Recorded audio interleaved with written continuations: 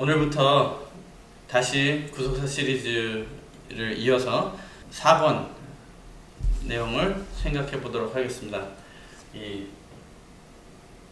보이시나요? 신비롭고 오묘한 섭리 제4권 내용인데요. 이 내용이 우리가 요한복음 공부 시작하기 전에 제3권 내용을 살펴봤고요.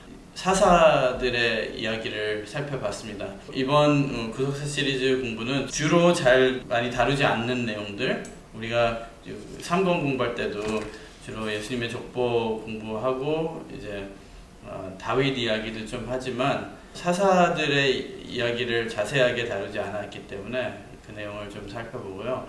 연대 계산이랑 그런 게 이제 4권에서 중요한데 그 내용을 많이 공부를 했어요. 그리고 또 계속 공부를 할 터이고, 그래서 이번에는 인물 중심으로 왕들의 이야기를 4권은 좀 간단하게 하고 이제 5권, 6권에서도 인물 좀 중심으로 생각을 해보도록 하겠습니다. 그래서 오늘은 다윗과 솔로몬. 근데 4권 내용 이제 책을 읽기 시작하시면요. 그리고 책을 읽어야지만 이 공부가 좀 더 유익하게 이해가 될 거예요. 그래서 꼭 읽으시고 서론 부분의 내용을 먼저 살펴보고 그 다음에 다윗과 솔로몬에 대해서 살펴보도록 하겠습니다. 일단 서론 부분 보기 전에 1권부터 이제 살펴보았던 그 흐름이 있어요. 뭐냐면요, 아담부터 노아까지, 그 다음에 아브라함, 다윗, 이제 결국 예수님인데요. 아담부터 아브라함, 이삭, 야곱까지 창세기 5장과 11장 족보를 통해서 우리가 하나님의 씨, 언약 백성이 어떻게 형성되고 하나님께서 준비하시는지, 처음에 우리가 공부할 때 에덴 동산에서 죄를 지었을 때 하나님께서 이 땅에 세우시려고 하셨던 하나님의 왕국, 곧 천국 건설에 대해서 생각을 해봤어요. 근데 어떤 왕국이든지 세 가지가 필요하다고 그랬죠. 백성, 그것을 씨로 볼 수가 있고요. 그 다음에 토지, 땅, 그 다음에 주권이 필요해요. 주권. 법이라고 할 수도 있고요. 말씀. 이 세 가지가 필요한데요. 이게 다 무너진 거예요. 타락을 통해서. 그래서 아담부터 아브라함 이 기간에 강조됐던 것은 백성을, 하나님의 믿는 언약을 지킬 백성의 형성이고 구성이에요. 그 다음에 아브라함에게 약속하신 것이 자손, 후손 약속도 하셨지만 땅을 주겠다 그러셔서 출애굽, 모세 등을 통해서 이제 가나안 땅,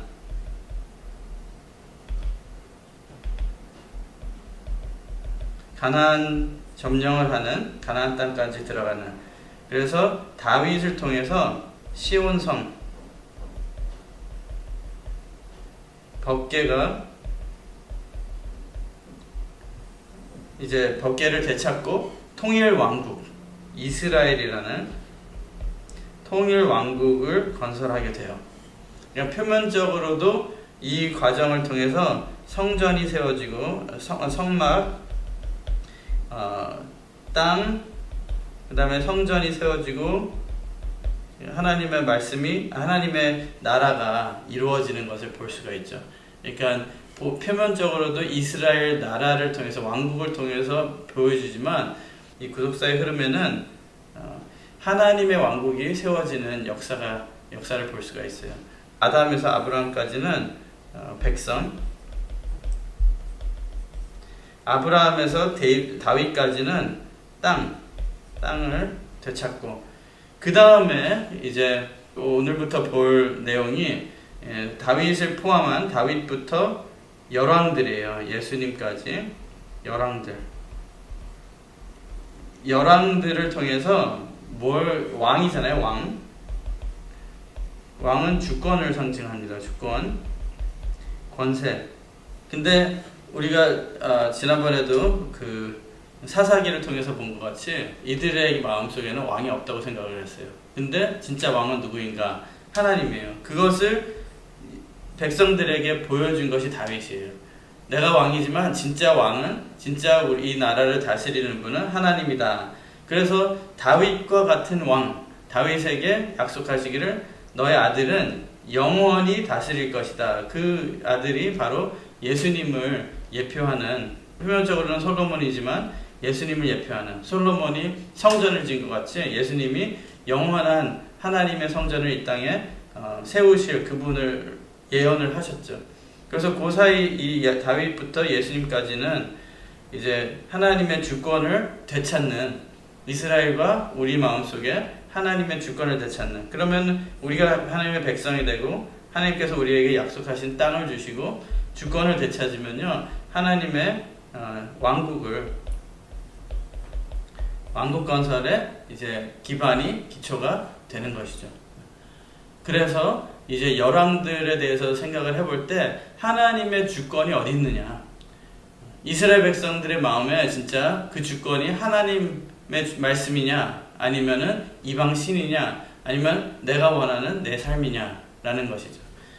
기억을 하시고 마음에 두시고 구속사 시리즈 제4권 신비롭고 오묘한 섭리의 서론 부분에 보면요, 신학적인 내용이 좀 나와요. 뭐냐면요, 하나님의 구속사적 경륜 해가지고, 제목이 섭리잖아요. 신비롭고 오묘한 섭리잖아요. 섭리를 이해하기 위해서는 작정이 무엇인지, 경륜이 무엇인지, 언약이 무엇인지, 그 다음에 섭리가 무엇인지를 설명하고 있어요. 그것을 간단하게 생각해 보도록 하겠습니다. 그래서 첫째로는 하나님의 작정이 무엇인가? 작정은 창세로부터 영원전부터, 창세기 창세가 아니라 영원전부터 하나님께서 미리 계획하신 뜻이에요. 하나님께서 이루시고자 하는 뜻, 디크리라고 그래서 변하지 않는 하나님의 뜻이고, 하나님이 가장 원하시는, 이루고자 하시는 내용이에요. 그 다음에 두 번째로는 경륜이에요. 경륜은 영어로는 administration이에요.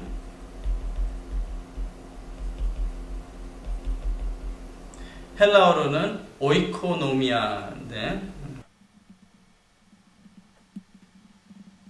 이건 오이코스하고 노미아가 합쳐진 단어예요. 여기서 오이코노미아에서 영어 단어 이코노미가 나와요. 경제, 경영이라는 뜻을 가지고 있는 이코노미가 나오는데요.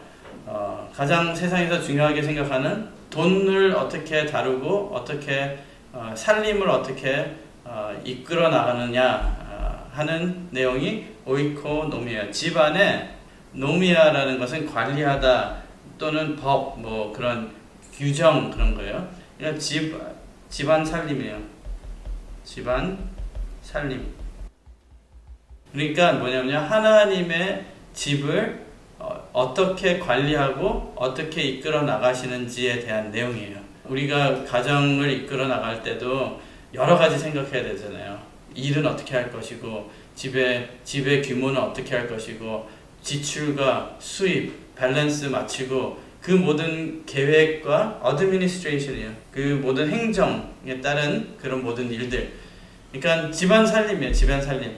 그래서 디모데전서 1장 4절에는 믿음 안에 있는 하나님의 경륜, 그 다음에 에베소서 3장 2절에는 은혜의 경륜, 하나님의 일을 이 땅에 하나님께서 하나님의 자녀들을 두시고, 이 자녀들이 천국까지 다시 돌아오고 이 땅에서 하나님의 뜻을 이루시기 위해서 하나님께서 하시는 일들, 그러기 위해서는 믿음이 필요하고 은혜를 주셔야 되고, 그리고 에베소서 3장 9절에는 비밀의 경륜이라고 그랬어요. 비밀. 하나님께서 영적인 세계, 하늘의 세계에 뜻이 있는데 그것을 우리에게 언제 가르쳐 주실 것인가. 예를 들어서 부모님이 뭐 하는 사업이 있든지 자녀를 위해서 모아둔 재산이 있어요. 근데 아이가 클 때까지는 그걸 얘기를 안 하는 거죠. 큰 다음에 이 재산을 어떻게 사용해라, 또는 그 가정의 비밀을 어떻게 간직하고 지켜나가고 어떻게 뜻을 이룰 것인지 그것을 큰 다음에 알려주잖아요. 그런 것처럼 하나님의 비밀의 경륜이 있다는 거예요. 그 다음에 에베소서 1장 9절에는 때가 찬 경륜, 하나님의 때가 됐을 때 하나님께서 이루시는, 예수님께서 이 땅에 오신 것도 그 때가 됐을 때 하나님 보시기에, 그러니까 자녀가 딱 18살 되면 알려줘야지 그러지 않고요. 얘가 어느 정도 커서 이것을 이해하고 감당할 수 있을 때 알려줘야지 하잖아요.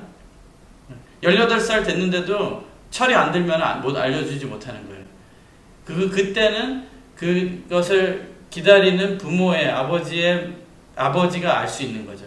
하나님이 우리에게 영적으로 이 정도 장성을 하면은 내가 알려줘야 되겠다. 또는 이 정도 전 세계적인 역사에, 구속 역사에 이 정도 때가 되면은 하나님이 원하시는 때가 있다는 거예요. 하나님이 보시기에 적합한 때. 그 다음에 골로새서 1장 25절 말씀에, 골로새서 1장 25절에 내게 주신 경륜, 각자에게 주신 하나님의 계획이 있고 그것을 이루기 위해서 하나님께서 우리 삶을 디자인해 놓으신 게 있다는 거예요. 그래서 그게 경륜이고, 세 번째는 언약이에요. 언약은 뭐냐면요, 끝을 보지 못하는 우리에게 끝을 보여주는, 약속해주는, 너가 열심히 공부만 하면은 결국에는 이 회사를 너에게 물려줄 것이다 라는 그런 약속 같은 게 있잖아요. 바라볼 수 있는 거. 근데 이 언약은 결국에는 메시아가 오셔서 우리가 지옥 가지 않고 죄악에 죽지 않고 천국에 영생할 수 있는 영원한 안식을 약속하시는 것이 언약이에요. 그 언약이 있기 때문에 하나님이, 우리가 죄를 짓고 이스라엘 백성들이 그렇게 다시 되풀이하면서 하나님 앞에 나오지 못하고 죄 지었을 때 그래도 하나님께서 구원하신 것은 그 언약 때문이에요. 언약은 곧 우리가 바라보는 예수 그리스도, 메시아,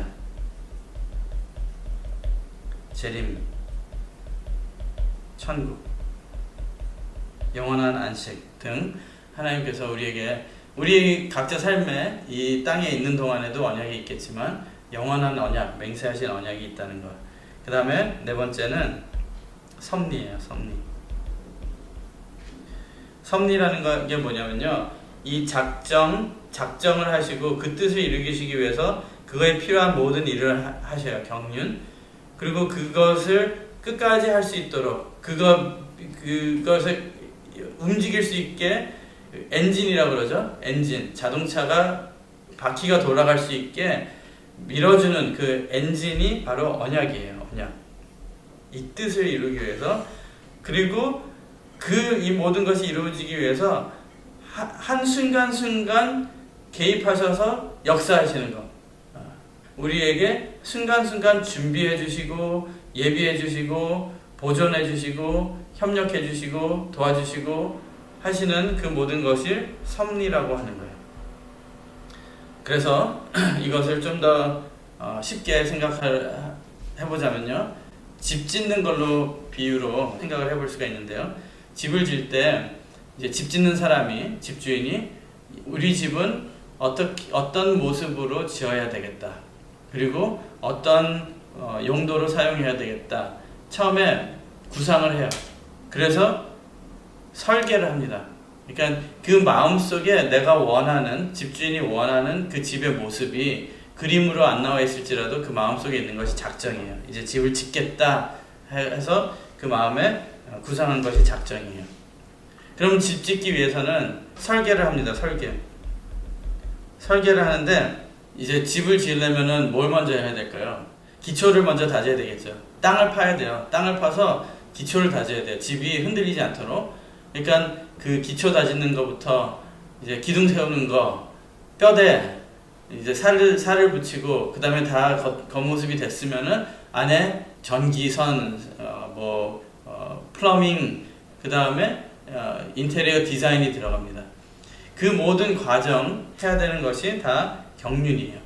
그리고 우리한테 이걸 지으라 그래요. 우리 일하는 사람들한테 지으라 그래요. 지으라고 그러는 대신에 그 부분마다 이걸 하면은 업자들한테 얼마 줄게 계약을 하잖아요. 그게 언약이에요. 그러니까 열심히 일하면은 그 대가가 있을 것이다. 이 집에 대한 대가가 있을 것이다. 자녀들에게는 집 짓는 그 아버지의 자녀들에게는 이거 내가 너를 위해서 짓는 거야. 너네 집이 될 거야. 그것도 언약이에요. 목적, 퍼포스가 있죠. 목적이 있죠. 목적의식이 있죠. 그 다음에 이제 시작을 해요.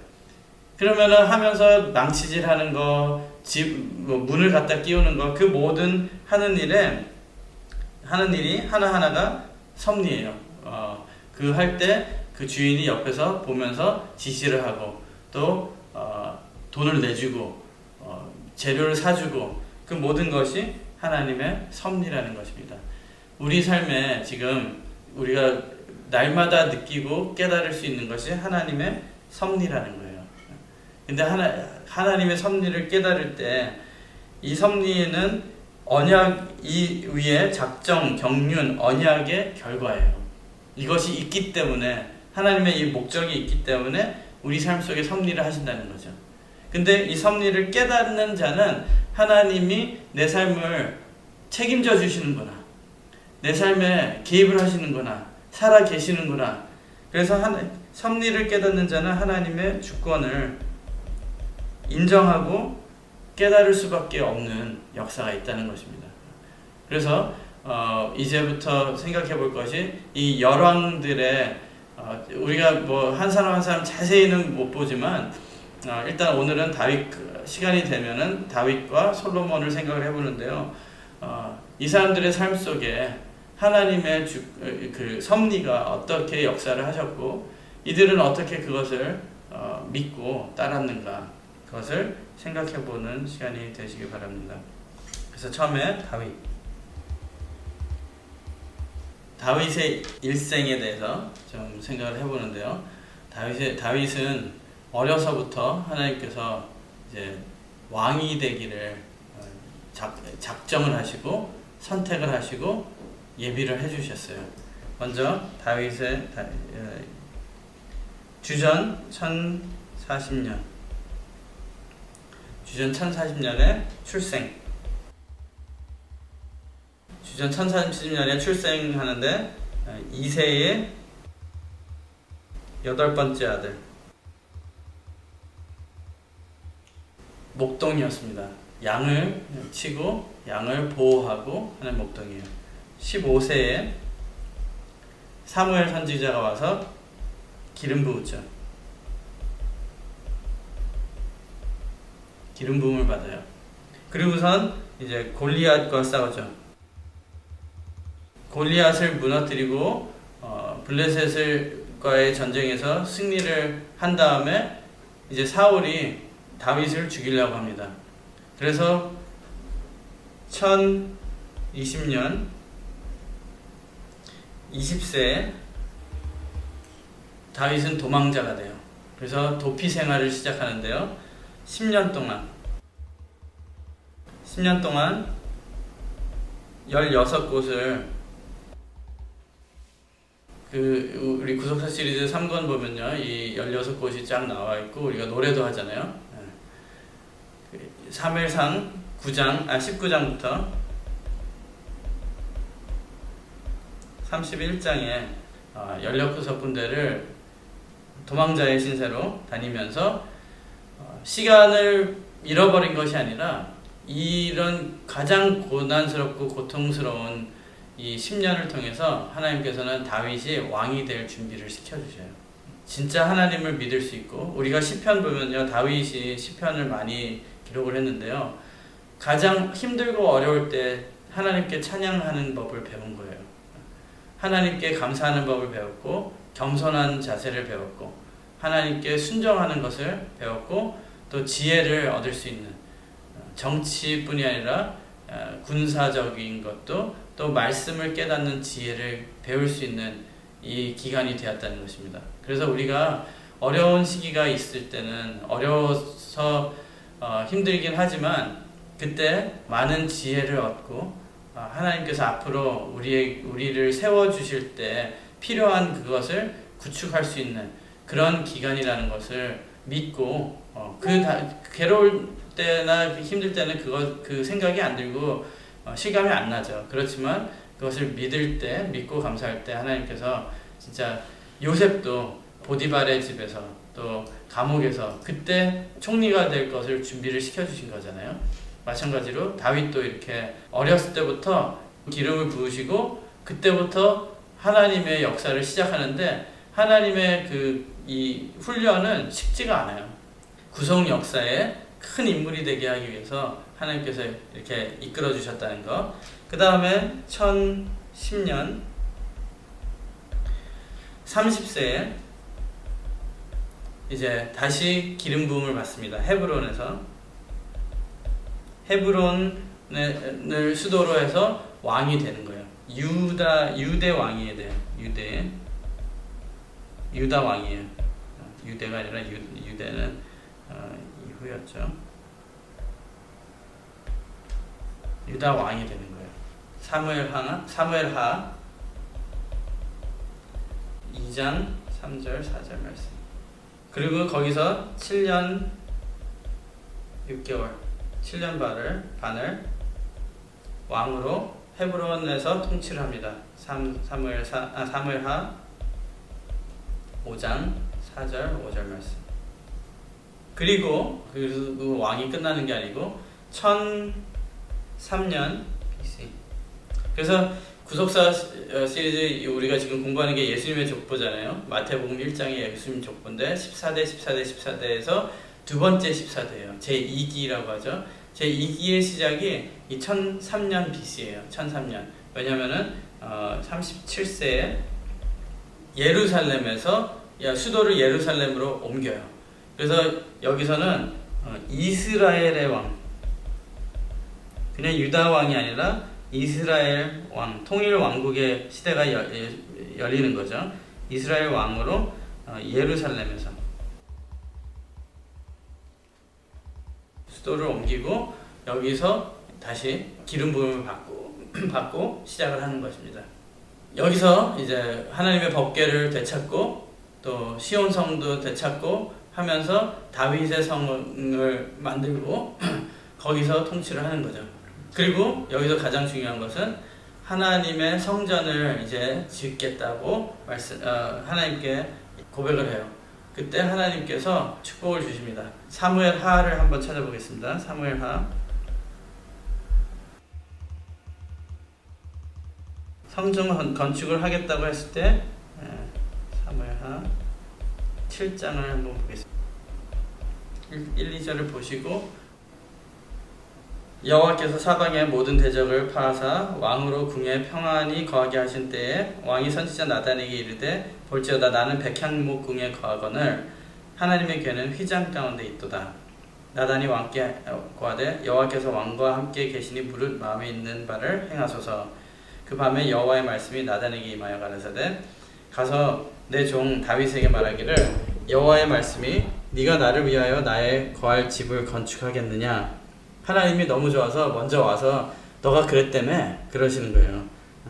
내가 이스라엘 자손을 애굽에서 인도하여 낸 날부터 오늘까지 집에 거하지 아니하고 장막과 회막에 거하며 행하였나니. 그러니까 하나님이 너무 좋아서 아버지가 아들한테 얘기하듯이 야 실은 내가 그때부터 집에 거한 적이 없다. 근데 그 마음을 너가 알아줬구나. 너무 고마워하시는 거예요.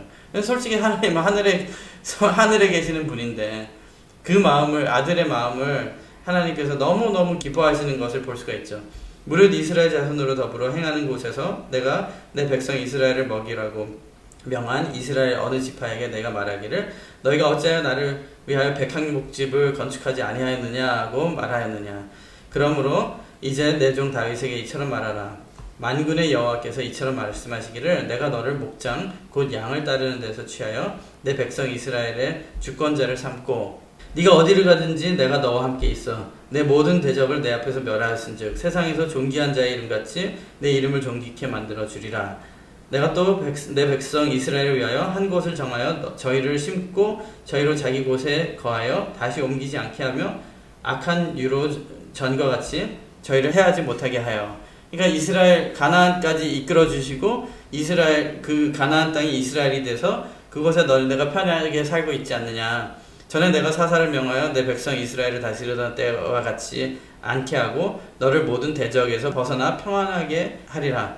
여호와가 또 내게 이르노니 여호와가 너를 위하여 집을 이루고 내 수완이 차서 내 조상들과 함께 살 때에 내가 내 몸에서 날 자식을 내 뒤에 세워 그 나라를 경고케 하리라. 아들에 대한 약속을 하시는 거예요. 보세요. 아브라함에게 자손에 대한 약속을 하시고 땅에 대한 약속을 하셨어요. 그 다음에 이제 다윗에게 주시는 다윗 언약이에요. 이게 바로. 그러니까 이 언약을 이제 아들에 대해서 먼저 말씀하시고 저는 내 이름을 위하여 집을 건축할 것이요 나는 그 나라 위를 영원히 경고케 하리라. 물론 예수님이 하실 일을 미리 예표하고 예언하시는 내용이지만 다윗에게 자식의 복을 주시고 자손의 언약을 주시고 그 다음에 이 성전 하나님께서 거하실 성전 땅에 대한 언약을 또 하시는 거예요. 나는 그 아비가 되고 그는 내 아들이 되리니 저가 만일 죄를 범하면 내가 사람 막대기와 인생 채찍으로 징계하려니와 내가 내 앞에서 패한 사울에게서 내 은총을 빼앗은 것 같이 그에게서는 빼앗지 아니하리라. 네 집과 네 나라가 네 앞에서 영원히 보존되고 내 위가 영원히 경고하리라 하셨다 하라. 나단이 이 모든 말씀과 이 모든 묵시대로 다윗에게 고하니라. 그래서 하나님께서 또다시 자손의 축복과 언약과 땅에 대한 언약과 이번에는 권세예요. 주권을 너에게 주겠다. 왕의 주권을. 그러니까 아담에게 다스리는 권세를 주셨잖아요. 근데 아담이 그걸 잃어버렸어요. 그것을 되찾는 역사가 다윗으로부터 시작이 된다는 것이죠. 그것을 이루는 게 바로 그 약속하신 아들 예수님이에요. 그래서 마태복음에서는 다윗의 아들 아브라함의 아들이라고 예수님을 소개를 하는 것입니다. 이것을 이루시는 분이라는 것을. 그래서 다윗의 일생을 보면요, 세 번의 기름 부음을 받습니다. 세 번의 기름 부음을 받고 헤브론에서 기름 부음 받고 이제 예루살렘에서 기름 부음 받는데 택함을 받으시고 받고 택함을 받고 고난과 그래서 왕이 돼요. 하나님께서 원하시는 통일 왕국. 그리고 그 중심에는 성전. 그렇게 그런 예수님의 일생을 예표하는 흐름이 있다는 것입니다. 그런데 거기서 이제 다윗이 죄를 짓죠. 죄를 짓는 거예요. 밧세바와 죄를 짓습니다. 사무엘하 11장 내용을 보면요, 죄를 짓고 그거를 감춰요. 숨겨요. 거짓말에 거짓말을 더하는 거죠. 그리고 살인까지 하게 됩니다. 간접이지만 그 우리야, 밧세바의 남편 우리야를 죽을 수밖에 없는 전쟁터로 보내죠. 그래서 그 와이프를 빼앗는 그런 일이 있습니다. 그런데 나단 선지자를 통해서 하나님께서 그 죄를 깨닫게 해주셔요. 시편 6편 6절과 시편 51편 1절에서 12절 말씀 보면요, 다윗이 자기 죄를 깨닫고 회개하는 내용이 나오는데요. 이 죄를 통해서 다윗은 물론 예수님을 예표하는 그런 인생을 살지만 결국에 다윗은 사람이라는 것. 다윗은 사람이고 다윗이 여기서 회개하고 고백하는 것이 이 인간 왕이 아니구나. 하나님께서 약속하시는 것은 인간의 주권과 인간의 왕이 아니구나. 그러면서 시편 110편 4절에 멜기세덱에 대해서 말씀하시면서 앞으로 오실 내 씨로 내 자손으로 오실 그분이 영원한 평강의 왕, 영원한 의의 왕 멜기세덱이라는 것을 깨달아요. 그래서 이스라엘 백성들은 예수님이 오셨을 때도 인간 왕을 기다렸거든요. 인간 왕을 원했는데 다윗은 이미 깨달은 것이 자기의 그 죄를 통해서 깨달은 것이 인간 왕으로는 이걸 할 수가 없구나. 아무리 뛰어나고 아무리 놀라운 왕이라도 이 땅에 오실 그 왕은 하나님 멜기세덱이라는 것을 깨닫게 됩니다. 그래서 하나님께서 가장 기뻐하시는 삶을 산 다윗이 되는 거예요. 그런 깨달음이 있었기 때문에. 죄를 통해서 진정한 회개는요, 그 지은 죄 그것만 회개하는 것이 아니라 자기의 근본을 깨닫고 그 근본부터 회개하고 변하는 것이 진짜 회개예요. 그래서 다윗은 남은 일생을 하나님의 성전 지을 준비를 하면서 살고 마무리를 합니다. 그리고 이제 다윗이 죽고 솔로몬이 왕이 되므로 열왕기 상 1장부터 읽어보시면요, 진짜 사극 보듯이 너무 비슷해요. 이 왕권을 차지하기 위한, 또 왕권을 차지한 다음에 자기에게 위협이 되는 자들을 다 죽이잖아요. 숙청하는 일, 뭐 등등, 그게 그대로 나와 있어요. 솔로몬도 그것을 감행을 합니다. 근데 그 솔로몬은 하나님께서 진짜 다윗의 믿음을 보시고 언약의 아들이라는 것 때문에 많이 진짜 사랑해 주시고 복을 주셔요. 그래서 간단하게 솔로몬의 일생에 대해서 살펴보는데요. 솔로몬의 일생 결국에는 좋게 끝났나요? 안 좋게 끝났나요? 다윗이 통일 왕국을 이뤘는데 솔로몬 때문에 솔로몬이 끝나고 나서 왕국이 나눠져요. 북이스라엘과 남유다로 나눠진다는 거예요. 그렇게 나눠져요. 솔로몬 때문에. 왜냐면은 이방의 신과 이방의 문화를 너무 다 받아들였어요. 그리고 그 중심에는 무슨 내용이 있었는가?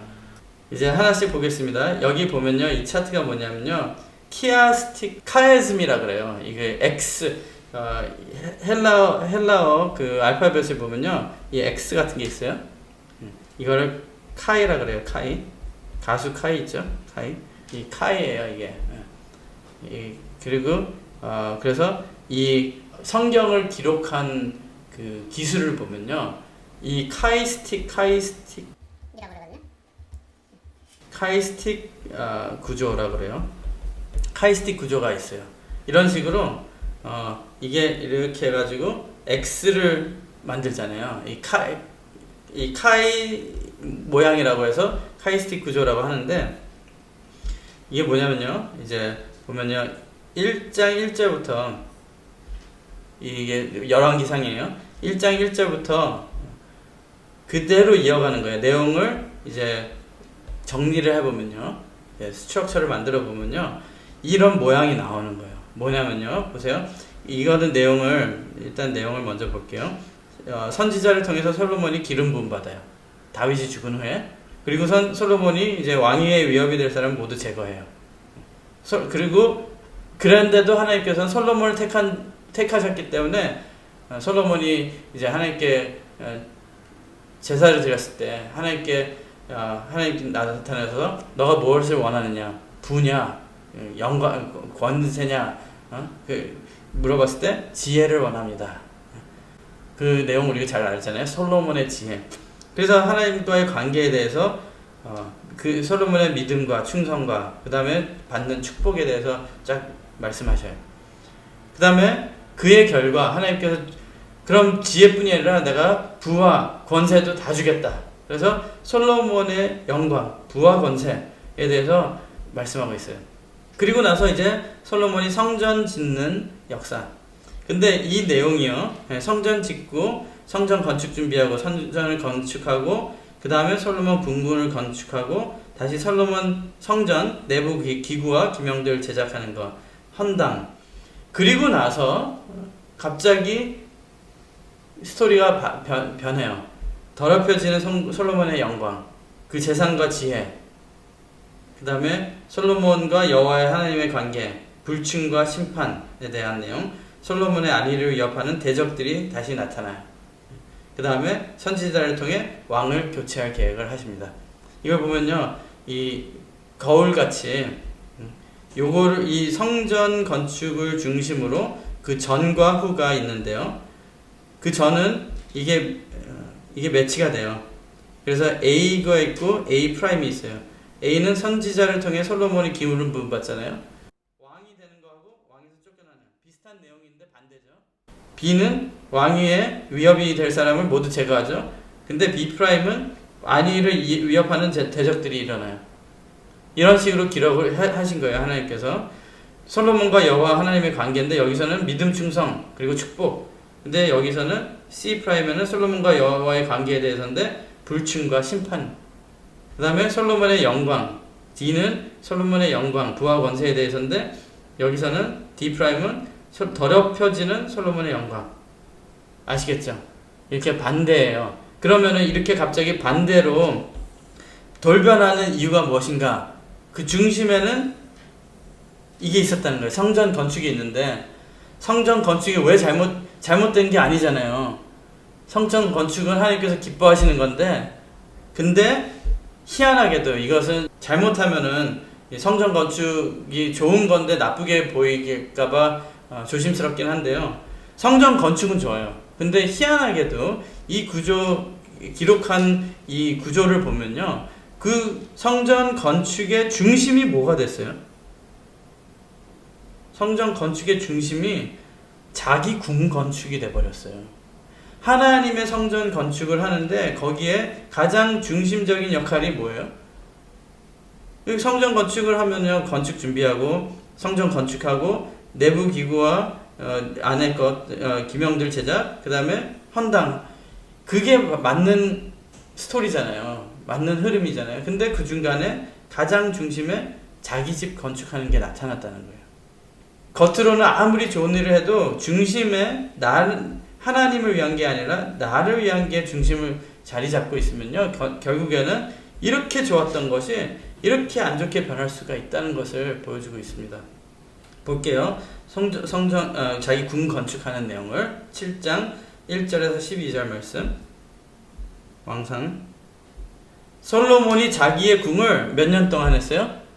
13년 동안 건축. 하나님의 성전을 몇 년 동안 했어요? 7년 했잖아요. 6년 반 7년 했잖아요.